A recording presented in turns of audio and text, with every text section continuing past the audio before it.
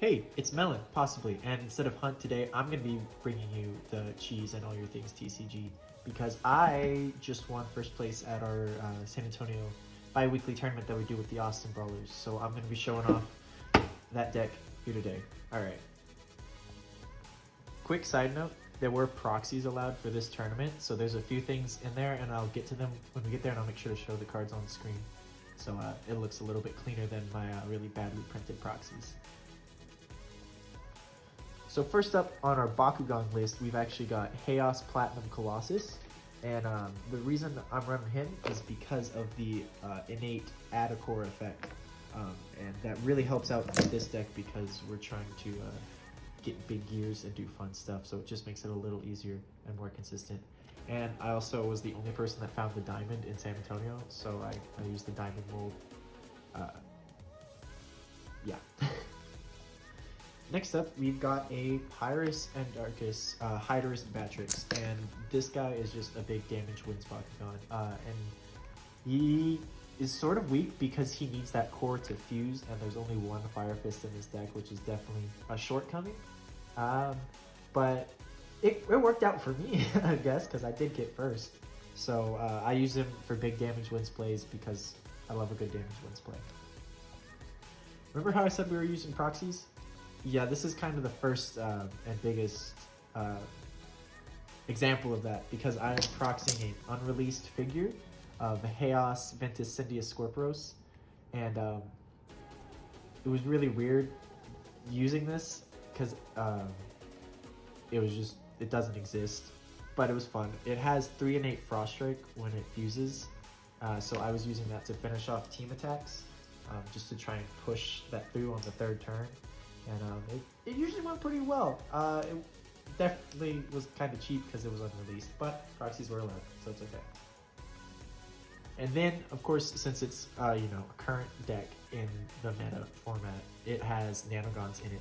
So we're using Haos Siphon, who's just fantastic. Add a shield, or add on a magic shield. Great, fantastic, we love it. And then Pyrus Nano Sludgeon, who adds but on a green and an orange, which pairs really well with Colossus based effects. And then our third one was a Pyrus Nano Riptide, and this was just because I have a lot of Green Fist, so getting 2 Green Fist wasn't too hard to do to get that slightly bigger effect off. Alright, so first up we've got 3 Quickfire. Pretty simple, reroll and burn. I used it more as burn than rerolls, to be completely honest, but with mythics and core removal, it's nice to have a free reroll. More rerolls, super fuel, just good for cheesing things out because you never know. It just makes things easier. And then this is a personal preference card that I have started to really enjoy, but it's Burning Bash. For 2 costs, it's +4 damage and remove an enemy Baku core. But you also can pay 2 to stoke it and get the effect twice. So that's 4 cost for 8 and 2 cores gone. And it's just kind of cool to control cores and get a little bit of damage from it. Speaking of damage, I can't play a deck without Midas Syndius, and I've tried. It's just really hard for me. But yeah, damage wins. I love damage wins. Next we've got another kind of weird card, but Ventus Shred. We've got a lot of really big gears kind of locally, so it was definitely thrown in as a counter to most of that. Yeah. So what's next? Song of Fire. I've got 2 Song of Fires, just because it's not very good at 3, I think.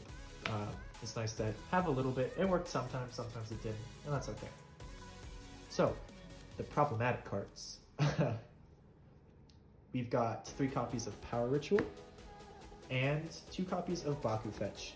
And so Power Ritual is going to be 1 energy for each Baku core that your Bakugan hold. So in a big gear combination deck like this is, that's a 1 for 4 or 5 energy, depending on how Colossus does turn 1. And it was consistently that. And then just as the game went on too, it just got better and better. And the same with Baku Fetch. It's 2 for +4, and draw 1 card for each Baku core attached to that Bakugan.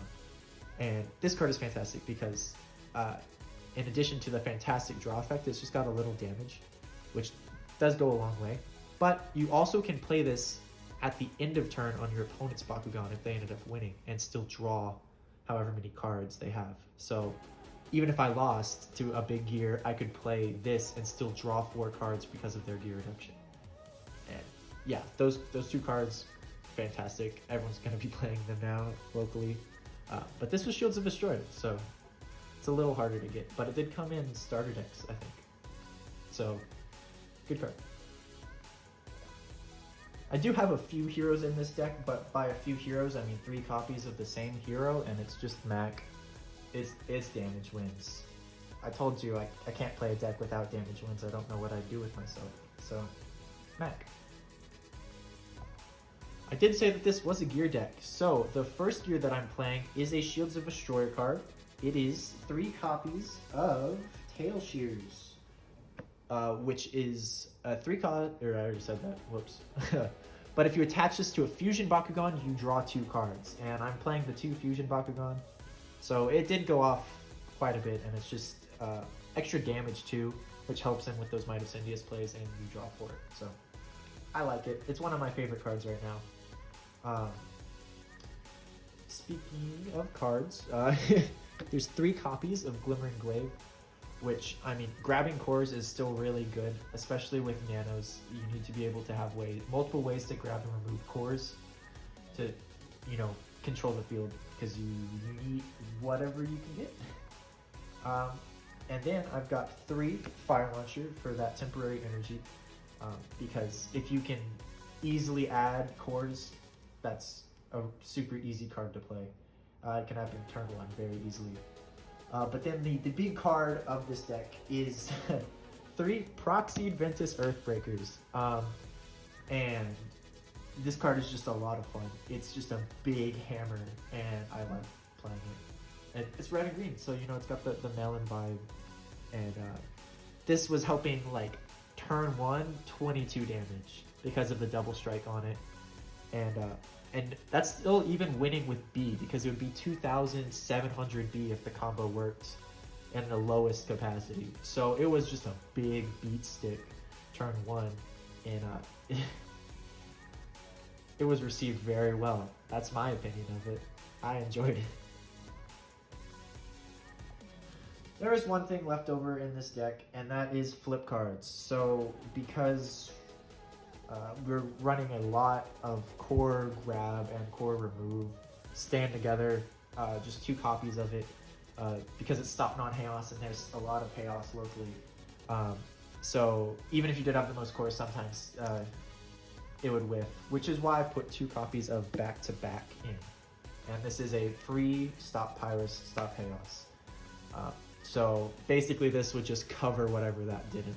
And it worked pretty well. I didn't end up taking a whole lot of damage throughout the day, but when I did, this ratio works for me, at least.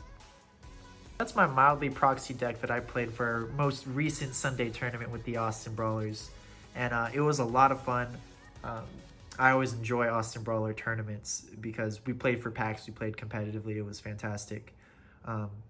But yeah, since this is Hunt's channel, you should definitely subscribe to him if you already haven't. And yeah, I'm Melon. I'll see you later.